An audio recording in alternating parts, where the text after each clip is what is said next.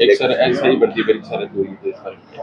अब वो तो मंत्री तो कह रहा है रद्द नहीं हुई कोई कह रहा है रद्द हो गई, कोई कुछ कह रहा है। ये क्या है कि सरकार कोई निर्णय नहीं कर पाती। आप बताइए कितनी गाड़ियां दी कांग्रेस ने, ये कर दिया, सरकार ने ये कर दिया, ये कर दिया।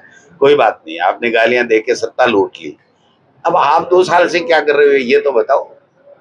कल मुख्यमंत्री कह रहा है एक दिन पहले कि कोर्ट ने निरस्त कर दी क्योंकि हमने एसआईटी की रिपोर्ट ठोस बना दी थी। और उन्हीं का लॉ मिनिस्टर कह रहा है, संसदीय कार्य मंत्री भी है और लॉ मिनिस्टर भी है, वो ये कह रहा है नहीं निरस्त नहीं किए है। हमको तो ये कहा है कि जो कांग्रेस के समय में जो मेंबर लगाए थे ना उनको हटा दो। अभी तक बाबूलाल खटारा को तो ये हटा नहीं पाए और ये कह रहे हैं इसको हटा दो उसको हटा दो। ये मैं समझता हूँ कि राजनीति इसमें नहीं होनी चाहिए।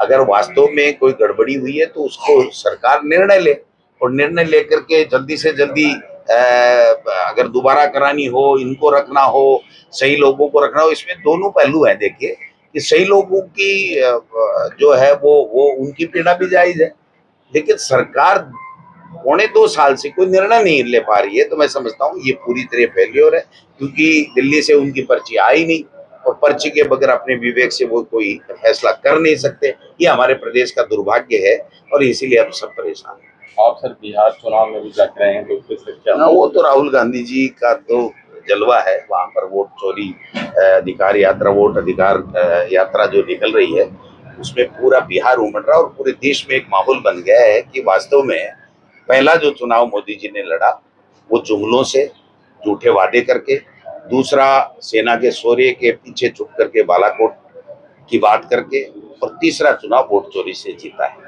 अब जनता उनकी सारी की सारी चीज पोल उनकी खुल चुकी है।